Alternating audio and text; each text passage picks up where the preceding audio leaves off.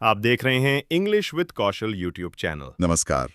आज हम उत्तर प्रदेश के शिक्षा जगत में जो कुछ अहम घोषणाएं हुई हैं उन पर थोड़ी गहराई से नजर डालेंगे। जी, शिक्षक दिवस का मौका था और मुख्यमंत्री योगी आदित्यनाथ ने कई बातें कही हैं। हाँ, और इन पर काफी चर्चा भी हो रही है। देखिए, हमारे पास कई तरह के स्रोत हैं। इस पर कुछ न्यूज़ आर्टिकल्स हैं और कुछ यूट्यूब क्लिप्स भी मिली हैं जिनमें मुख्यमंत्री के भाषण के हिस्से हैं। अच्छा। तो हमारा इरादा यह है कि इन सबको एक साथ रखकर देखें और वो ज़रूरी बातें निकालें जो यूपी के शिक्षकों, शिक्षा मित्रों और हाँ, पूरी शिक्षा व्यवस्था के लिए मायने रखती हैं। बिल्कुल, समझना जरूरी है कि इनका असर क्या हो सकता है। तो चलिए देखते हैं इस पिटारे में क्या है। कैशलेस इलाज की बात करेंगे, मानदेय बढ़ाने का जो वादा है उसकी बात, शिक्षा मित्रों की घर वापसी वाली नीति, हाँ, वो भी अहम है। और स्कूलों में जो कुछ बदलाव हो रहे हैं उन पर भी कोशिश करेंगे कि इनका असल मतलब समझे। ठीक है। तो सबसे पहले स्वास्थ्य सुविधाओं पर आते हैं। एक बड़ी घोषणा हुई है ये कैशलेस इलाज वाली। हाँ, ये काफी बड़ी घोषणा है। और दिलचस्प बात यह है कि ये सिर्फ रेगुलर शिक्षकों के लिए नहीं है, ऐसा मैंने पढ़ा। हाँ, यही बात ध्यान खींचती है। जी। इसका दायरा काफी फैलाया गया है। मुख्यमंत्री के भाषण के हिसाब से इसमें बेसिक शिक्षा वाले, माध्यमिक वाले, फिर जो एडेड कॉलेज है, अच्छा, सरकारी सहायता प्राप्त वाले। जी, और यहाँ तक कि सेल्फ फाइनेंस वाले स्कूल कॉलेज के शिक्षक भी शामिल होंगे। यानी प्राइमरी से लेके हायर एजुकेशन तक गवर्नमेंट एडेड सब कवर हो रहे हैं इसमें। हाँ, बात तो यही कही गई है। और ये भी कि इसमें सिर्फ टीचर्स ही नहीं बल्कि शिक्षा मित्र, अनुदेशक, जी हाँ, और स्कूलों में जो रसोइये होते हैं वो भी शामिल हैं। बिल्कुल, ये बहुत महत्वपूर्ण है। अक्सर क्या होता है कि ये वर्ग ऐसी योजनाओं से बाहर रह जाता है। सही बात है। तो ये तो वाकई एक बड़ा कदम लगता है। जी, और अनुमान ये है कि इस कदम से करीब 9 लाख शिक्षक, 9 लाख? हाँ, और उनके परिवार, सबको सीधे तौर पर फायदा पहुंचेगा। ये तो बहुत बड़ी संख्या हुई। बिल्कुल, कवरेज के लिहाज से देखें तो ये बहुत बड़ी है। और मुख्यमंत्री ने विभागों को बेसिक, माध्यमिक, उच्च शिक्षा सबको निर्देश भी दिया है कि भाई इसे जल्द से जल्द लागू करें। अच्छा, टाइमलाइन दी है कोई? कहा है कि सारी औपचारिकताएं पूरे करके एक तय समय सीमा में ये सुविधा मिलनी चाहिए। 9 लाख लोग, ये बहुत बड़ी संख्या है। इतनी बड़ी योजना को लागू करने में क्या कुछ चुनौतियां भी आ सकती हैं? इसका कोई जिक्र है क्या स्रोतों में? देखिए, सीधे तौर पर चुनौतियों का जिक्र तो नहीं मिला, पर मुख्यमंत्री का ये कहना कि समय सीमा के अंदर लागू करो, ये दिखाता है कि शायद सरकार भी समझती है कि प्रक्रिया थोड़ी जटिल हो सकती है और वो तेजी चाहते हैं। हाँ, हो सकता है। देखिए, स्वास्थ्य सुरक्षा एक बड़ी चिंता तो होती ही है, तो ये कदम निश्चित रूप से शिक्षकों और बाकी कर्मचारियों का मनोबल बढ़ा सकता है। बस शर्त यही है कि इसका क्रियान्वयन ठीक से हो। हाँ, ये बात तो है। स्वास्थ्य की चिंता अगर कम हो तो काम पर फोकस भी बेहतर रहता है। बिल्कुल। चलिए, अब उस घोषणा पर आते हैं जिसका शायद मुझे लगता है सबसे ज्यादा इंतजार था, मानदेय में बढ़ोतरी। हाँ, शिक्षा मित्र और अनुदेशक वो तो लंबे समय से मांग कर रहे हैं। सही कहा, ये दूसरी महत्वपूर्ण घोषणा है।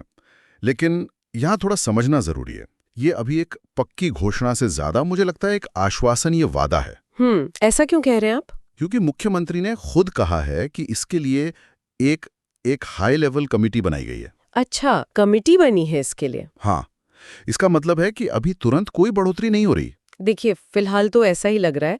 मुख्यमंत्री के शब्दों में ही जाएं तो उन्होंने कहा, हम लोग आने वाले समय में मैंने एक हायर लेवल की कमेटी बनाई है जिसमें शिक्षा मित्र और अनुदेशकों के मानदेय को बढ़ाने के लिए भी हम लोग आगे कार्य कर रहे हैं।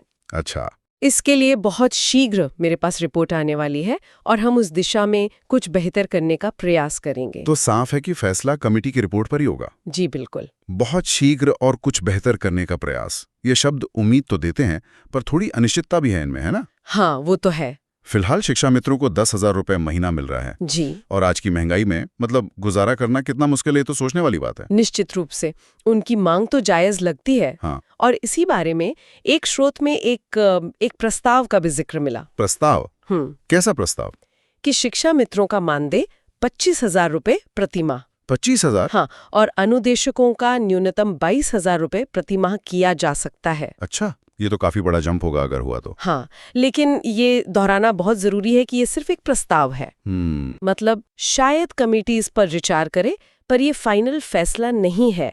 इसे आधिकारिक घोषणा नहीं मानना चाहिए अभी। समझ गए। तो 25,000 और 22,000 की बात हवा में तो है, पर पक्का तभी होगा जब कमेटी रिपोर्ट देगी और सरकार उस पर मोहर लगाएगी। जी। तो देखना होगा कि कमेटी कितनी जल्दी रिपोर्ट देती है और सरकार उस पर क्या और कब फैसला लेती है।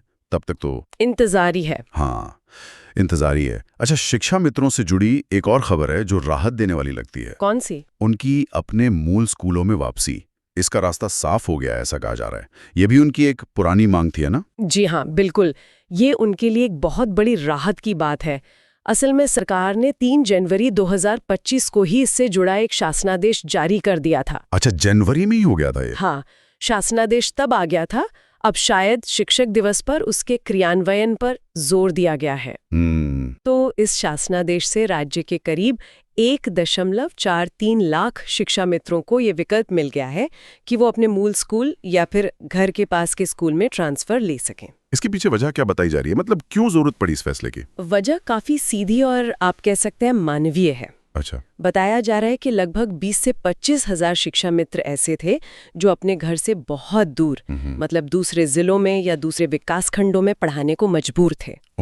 अब आप सोचिए, 10,000 का मानदेय और उसमें से भी बड़ा हिस्सा या कभी-कभी पूरा पैसा ही आने जाने और कहीं और रहने पर खर्च हो जाए, तो बचेगा क्या? सही बात है, समझ गया। यानी एक तो मानदेय कम, ऊपर से घर से दूर रहने की मुश्किल, ये तो दोहरी मार थी। बिल्कुल। तो ये फैसला उनकी इस प्रैक्टिकल और आर्थिक परेशानी को कम करेगा। जी बिल्कुल, और खासकर महिला शिक्षा मित्रों के लिए तो ये बहुत बड़ी सहूलियत होगी। हाँ, उनके लिए तो और मुश्किल होता होगा। बिल्कुल। कई महिला शिक्षा मित्रों की शादी हो गई, लेकिन उन्हें अपने मायके के जिले या ब्लॉक के स्कूल में ही काम करना पड़ रहा था, या फिर ससुराल से बहुत दूर जाना पड़ता था। अब वो अपने घर या ससुराल के पास के स्कूल में ट्रांसफर ले पाएंगी। उम्मीद तो यही है कि ये समायोजन और ट्रांसफर की प्रक्रिया जल्द ही शुरू होगी। अच्छा है। तो शिक्षा मित्रों के लिए दो तरफ से कुछ सकारात्मक संकेत दिख रहे हैं। जी। एक तो मानदेय बढ़ने की उम्मीद जगी है जी। और दूसरा ये घर वापसी वाली सहूलियत। हाँ, कहा जा सकता है। अब जरा स्कूलों के अंदर की तस्वीर देखते हैं। क्या सिर्फ कर्मचारियों की सुविधाओं पर ही ध्यान दिया गया है या स्कूलों का माहौल और पढ़ाई लिखाई को लेकर भी कुछ बातें हुई हैं? नहीं, ऐसा लगता है कि ध्यान दोनों तरफ है। ऑपरेशन कायाकल्प का जिक्र किया मुख्यमंत्री ने अपनी भाषा में। तो पहले से चल रहा है शायद। जी, ये पहले से चल रहा कार्यक्रम है। इसके तहत स्कूलों की दशा सुधारने पर काम हो रहा है, जैसे साफ सफाई, पीने का पानी, टॉयलेट्स, रंगाई पुताई।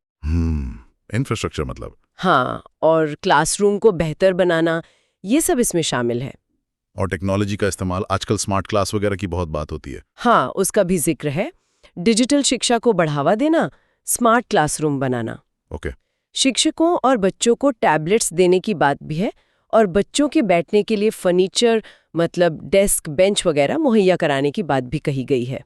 तो ये सब स्कूलों को मॉडर्न बनाने की कोशिशें हैं। हाँ, और सीखने के माहौल को बेहतर बनाने की। सिलेबस में भी कुछ बदलाव हो रहे हैं क्या? वो राष्ट्रीय शिक्षा नीति (एनईपी) का भी जिक्र सुना मैंने। जी, बेसिक शिक्षा में एनसीईआरटी की किताबें लागू करने की प्रक्रिया चल रही है। अच्छा, पूरे यूपी में? हाँ, लक्ष्य ये है कि अगले सत्र तक, कक्षा 4 तक इन्हें पूरी तरह लागू कर दिया जाए। और ये राष्ट्रीय शिक्षा नीति नेप 2020 के हिसाब से ही है, जिसमें रटने के बजाय समझने पर जोर है और लर्निंग बाय डूइंग, यानी करके सीखने पर। मतलब प्रैक्टिकल नॉलेज पे फोकस। हाँ, कोशिश यही है कि बच्चों को सिर्फ किताबी ज्ञान न देकर व्यवहारिक ज्ञान भी मिले। इसके अलावा ये भी सुना कि हर जिले में 22 मॉडल कंपोजिट विद्यालय खोले जाएंगे। जी, ये बात भी कही गई है, और 5,000 से ज्यादा बाल वाटिकाएं, यानी प्री प्राइमरी कक्षाएं शुरू करने की भी बात है। और बच्चों को पोषण योजना से जोड़ने का भी जिक्र था। हाँ, वो भी है। तो ये सब मिलकर क्या तस्वीर बनाते हैं? मतलब इतने सारे कदम। देखिए, ये सब एक व्यापक रणनीति का हिस्सा लगते हैं। कैसे? जैसे मॉडल स्कूल हैं, वो दूसरे स्कूलों के लिए एक मिसाल बन सकते हैं। बाल वाटिकाएं जो हैं, वो छोटे बच्चों की नींव मजबूत करने के लिए जरूरी हैं। खासकर एनईपी में अब 3 साल की उम्र से ही औपचारिक शिक्षा की बात है। हाँ, सही कहा। और पोषण योजना, वो तो सीधे सीधे बच्चों के स्वास्थ्य और उनकी सीखने की क्षमता से जुड़ी है। तो ये सब मिलकर शिक्षा की क्वालिटी सुधारने के प्रयास हैं। तो अगर हम इन सभी घोषणाओं को, मतलब कैशलेस इलाज, मानदेय वाली कमेटी, घर वापसी, स्कूलों का कायाकल्प, डिजिटल क्लास, नया सिलेबस, इन सबको एक साथ रखकर देखें तो क्या निष्कर्ष निकलता है?